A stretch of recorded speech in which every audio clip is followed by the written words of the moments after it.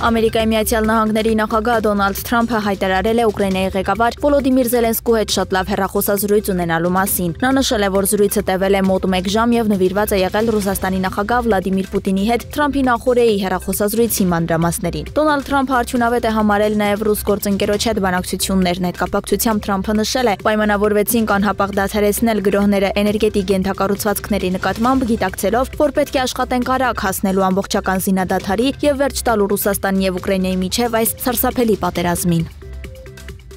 Ռուսաստանի զինված ուժերը Կուրսկի շրջանի սահմանամերձ շրջաններում ավարտում են Ուկրաինայի զինուժի լիակատար ջախջախումը, հայտարարել է Ռուսաստանի Դաշնության նախագահ Վլադիմիր Պուտինը գլխավոր դատախազության ընդլայնված նիստում։ Մեր զորքերը վերջերս իրականացրել են մի շարք արագ, բավականին համարձակ արդյունավետ գործողություններ եւ ավարտում են Կուրսկի շրջանում հակառակորդի զորախմբի ջախջախումը, ասել է Պուտինը, հրամայելով բացահայտել եւ պատժել բոլոր նրանց, ովքեր հանցագործություն են կատարել խաղաղ բնակչության դեմ։ Ռուսաստանի նախագահը, ինչպես նախկինում էր հայտարարել, շեշտել է, որ բոլոր ուկրաինացի զինվորական եւ օտարերկրյա վարձկանները, որոնք գտնվել են Ռուսաստանի տարածքում եւ հանցագործություններ են կատարել խաղաղ բնակչության դեմ, ըստ Ռուսաստանի օրենսդրության համարվում են ահաբեկիչներ։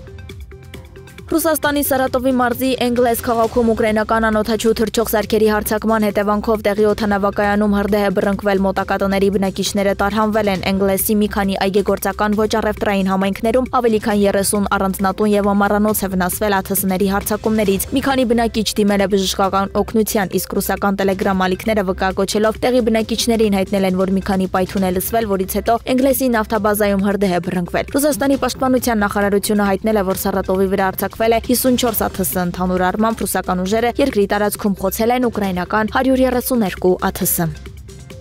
ԱՄՆ նախագահ Դոնալդ Թրամփը Իրանի գերագույն առաջնորդ Ալի Խամենեիին ուղղված նամակում հայտնել է այդ երկրի հետ միջուկային նոր գործարքի կնքման համար երկամսյա ժամկետ սահմանելու մասին։ Նշվում է, որ նախագահ Թրամփը իր որոշումը ներկայացրել է Իրանի գերագույն առաջնորդին ուղղված նամակում։ Դոնալդ Թրամփը մարտի 7-ին հայտարարել է, որ նամակ է հղել Իրանի գերագույն առաջնորդին, նախընտրելով Թեհրանի հետ գործարք կնքել միջուկային ծրագրի հարցի շուրջ։ ԱՄՆ նախագահը նշել է, որ Վաշինգտոնը դիտարկում է Իրանի միջուկային խնդրի լուծման երկու հնարավոր ճանապարհ՝ ռազմական եւ դիվանագիտական, ընդգծելով, որ նախապատվությունը տալիս է բանակցություններին։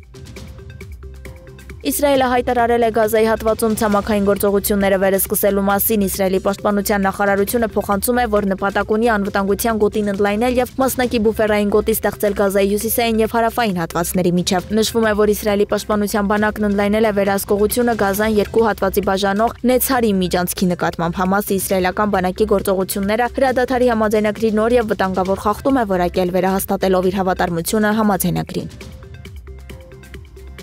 Թուրքիայում բողոքի ակցիաներ են մեկնարկել նախագահ Ռեջեփ Թայիփ Էրդողանի գլխավոր քաղաքական հակառակորդ Ստամբուլի քաղաքապետ Էքրեմ Իմամօղլուի ձերբակալման դեմ։ Ցուցարարները Ստամբուլում հավաքվել են քաղաքապետարանի շենքի ոստիկանական այն բաժանմունքի մոտ, որտեղ տեղափոխվել է Իմամօղլուն իր տանը խուզարկությունից հետո։ Բողոքի ակցիաներ են նաև Իմամօղլուի դիպլոմը ձերբակալությունից 1 օր առաջ չեղարկած համալսարանի մոտ։ Դիպլոմի չեղարկումով Էքրեմ Իմամօղլուն զրկվել է նախագահական ընտրություններում առաջադրվելու օրինական իրավունքից։ Թուրքական ընդդիմության ամենամեծ ժողովրդականություն վայելող գործիչը ձերբակալվել է մարտի 19-ի վաղ առավոտյան փողերի լվացման, անօրինական եկամուտ ստանալու եւ ֆինանսական միջոցների ստվերային հոսքին առնչություն ունենալու կասկածանքով։